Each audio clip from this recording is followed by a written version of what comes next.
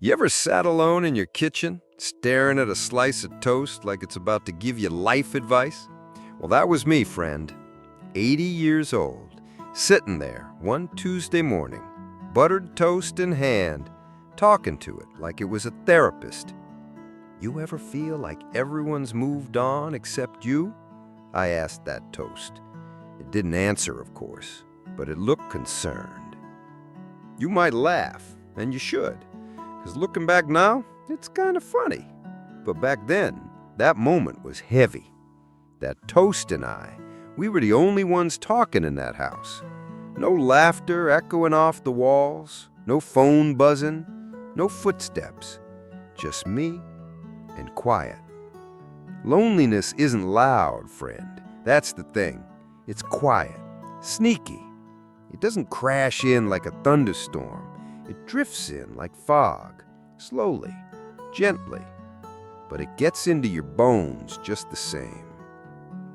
Now let me tell you how I got there, and more importantly, how I got out. You see, I wasn't always lonely. I had a wife, Martha, beautiful woman, sharp tongue, sharper mind. We were married 51 years. She'd roast my bad cooking and still eat every bite. Then one day, life flipped the table. Cancer took her in 7 months. 7 months! I'd spent more time trying to fix our old lawnmower than I had preparing for life without her. Then the kids got busy, grandkids off to college, friends either moved away or moved on, and I was left with the echo of a life I didn't know how to live anymore. Sound familiar? Don't go thinking this is one of those poor old man sob stories, because what happened next, that's where the good stuff begins. That's where we turn toast into triumph. Here's what I learned about loneliness. It's not about being alone. It's about feeling unseen, unheard, unneeded. And let me tell you right now, no matter how old you are, no matter how quiet your house has become, you are not done yet. Want to know the first thing I did to crawl out of that pit? I went to the post office. Yep, the post office. Let me explain. So one day, I had to mail a birthday card to my granddaughter. I hadn't left the house in 3 days. I even considered skipping it, sending her a text instead. But I slapped myself, mentally, and put on pants. I walked to the post office, card in hand. There was this woman ahead of me in line, probably 75, give or take. She was fumbling with stamps. I leaned over and said, "Don't worry, I've been battling stamps since '62. We're mortal enemies." She laughed. We got to talking. Her name was Eileen, widow, loves gardening, hates squirrels. I asked if she liked coffee. She did, and just like that, I had a coffee date on Thursday. You'd be surprised what a simple hi can unlock after 60. It's like magic. Awkward, wrinkly magic. From that moment on, I started experimenting. I became a social scientist. Where can I meet people my age who haven't turned into couch potatoes or angry bingo war generals? Let me break down a few things I tried. Maybe one of them will click for you. Number 1, the local library book club. I joined it thinking it would be quiet, peaceful, boring maybe. Nope. These folks had opinions. Margaret nearly tackled me when I said Hemingway was overrated. And don't get me started on the great Jane Austen feud of July. But guess what? I laughed more in that room than I had in 5 years. Number 2, volunteering at the animal shelter. Now, I'm not a dog person, or wasn't. But picking up after a chihuahua named Tito who had no sense of shame, well, let's just say it humbles you. The other volunteers? Instant friends. Some younger, sure, but many were retirees like me, just looking to give back. And when you scoop poop together, you bond. Number 3, senior dance nights. Okay, now don't laugh. I went to one out of curiosity, thinking it would be quiet, peaceful, boring maybe. Nope. These people had opinions. Margaret nearly tackled me when I said Hemingway was overrated. And don't get me started on the great Jane Austen feud of July. But guess what? I laughed more in that room than I had in 5 years. Don't wait for connection to knock. Sometimes you got to go kick its door down with dancing shoes on. Look, I'm not saying it was easy. The first few times I put myself out there, I felt awkward, like I was back in middle school trying to sit at the cool kids' table. But every awkward moment was worth it, because with each one, the loneliness loosened its grip.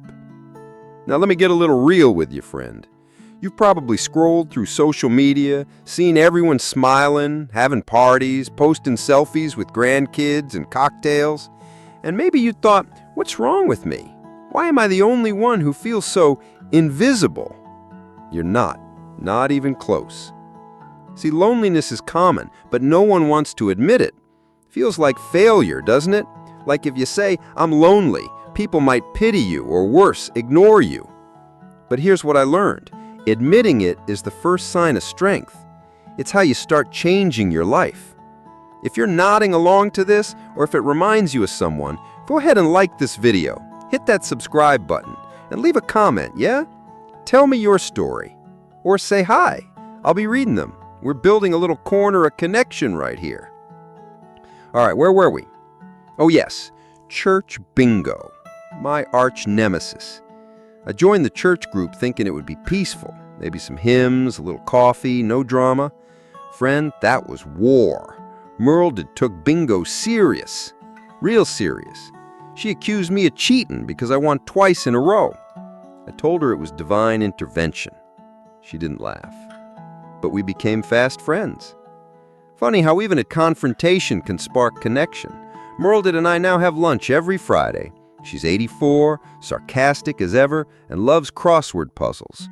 She calls me Walker the Waffler because I take too long ordering. I call her Queen of Cards because she dominates every game. These are the kinds of friendships that come later in life. Not forced, not shallow, just real, solid. You get past all that fake stuff by this age. No one's trying to impress anyone. We just want honesty, laughter, and someone to talk to over soup. And if you think it's too late for you, I'm here to tell you it's not. I made my first real new friend at 76, my second at 77, my third at 78. I've been adding them like puzzle pieces ever since. Not a crowd, not a party, just a little tribe of folks who see each other. And that, friend, is how you beat loneliness. One step, one hello, one shared story at a time. Now, don't get me wrong. I still have my lonely days, even now. I'll look at the empty side of the bed and sigh. Or I'll make a meal and realize I still cook enough for two. Grief and loneliness, they don't disappear like socks in the dryer. They linger. But now, they don't own me. You ever wonder why old folks sometimes get cranky? It ain't always the hip pain or the slow Wi-Fi. Sometimes it's just being forgotten. Being on the sidelines when you used to be in the game. We're social creatures. We're not meant to live like forgotten furniture. That's why I started hosting Thursday night dinners. Nothing fancy, just pasta or soup and some good old stories around a table. At first, it was just Eileen and Mildred. Then Doris came, then a guy named Ben, then Clara, then old Harold. He's 92 and has more energy than all of us combined. He still drives. Don't ask me how, it's terrifying. We laugh, we argue about which movies were better, we tell the same stories twice. But you know what? No one cares. We're together. And that's everything. Let me tell you about Ben. He's 81, divorced twice, and swore he was done with people. I met him at the grocery store yelling at the self-checkout machine like it had insulted his mother. I helped him out and said, "You curse like a sailor, but I like your honesty. Come to dinner Thursday." He shrugged and said maybe, but now he never misses a week. He told me one night, eyes watery, "You know, I thought I'd die with no one even noticing. Now I get invited to things. He smiled so wide I thought his dentures might fall out. That smile, worth every awkward invite I ever sent. Sometimes building connection isn't about looking for others. It's about becoming the one others can look for. Be the fire that warms, not the one that burns. So, if you're sitting there thinking, well, that's nice, Paul, but I'm not the social type. I hate small talk. I'm no good at parties. Good, neither am I. Small talk is overrated. Who cares about the weather? Talk about your fears, your dreams, your worst date, your favorite sandwich. That's how real connection happens. You don't need to be charismatic. You need to be present. And here's something else. Stop thinking everyone already has their people. They don't. So many folks out there are walking around with quiet hearts, hoping someone says hello first. Be that someone. Let me give you some little tricks that worked for me. Write letters again. I started writing letters to old friends, real letters, with stamps. You'd be surprised how many people cried just getting one. A letter says, I took time for you. And time, friend, is the most valuable thing we got. Say yes to invitations, even if you don't feel like it, even if your joints scream, go. You never know which dinner or walk might change your life. Half the time, I'd rather stay in my robe, but I go anyway, and I never regret it.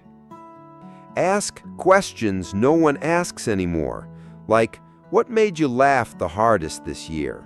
Or, what's the best lie you ever got away with as a kid? Watch their eyes light up. People are dying to be known, to be asked, to matter. And be the initiator. Don't wait for someone else to call. Be the one who reaches out. Make the coffee date. Host the soup night. You have no idea how many people are silently waiting for someone just like you to make the first move. And for the love of all things holy, stop saying, I don't want to be a burden. That phrase should be banned after 60. You are not a burden. You are a blessing in someone's life who just hasn't found you yet. Now, let me tell you a little secret. I fell in love again. Yeah, didn't think that would happen, did you? Her name is Teresa. She's 79, wears bright scarves, and sings old jazz songs when she thinks no one's listening. We met at the community gardening group. I was trying to dig a hole. She was trying to explain compost. We argued about banana peels. Then we laughed for 10 straight minutes. We've been gardening and giggling ever since. And I'll tell you, that wasn't in my plan. I thought romance was done for me. But sometimes life sneaks a surprise into your garden and it blooms when you least expect it. Now, I'm not saying everyone's going to find love again, but connection, that's always possible. Whether it's friendship, companionship, or a neighbor who checks in on you. Those ties matter more than most people realize. You've heard of the blue zones, right? Places where people live the longest, like Okinawa, Sardinia, and that little pocket in Costa Rica. Know what they all have in common? Social ties. Strong, regular, meaningful connection. That's it. Not supplements, not fancy diets, just humans being there for each other. Loneliness kills more than cigarettes, but connection, that heals. It literally adds years to your life. And laughter, that's the medicine you don't need insurance for. So if you're sitting in silence right now, wondering if anyone notices that you still exist, I'm telling you, you matter. You are needed, and it's not too late. Start small. Smile at the clerk. Chat with your neighbor. Send that old friend a message. Join the weird book club, even if you hate books. Walk into a dance hall and pretend you know what you're doing. Sit at the coffee shop with a puzzle and watch who joins. You never know where the next miracle will come from. Friend, life doesn't end at 60, 70, or even 80. It just changes colors. and I'll be damned if we don't enjoy every shade of it. Now go out there, say hello to someone new, make a call, host a soup night, or heck, invite someone over and share some toast. Just don't expect it to give advice. And if you're still here with me at the end of this story, thank you. You kept me company today. And maybe in some little way, I kept you company too. So if this talk warmed your heart, made you laugh a bit, or made you tear up, don't keep it to yourself. Like the video, subscribe, share it with someone you love. Let's make this corner of the internet a little less lonely, because no one should have to face the quiet alone. Not on my watch.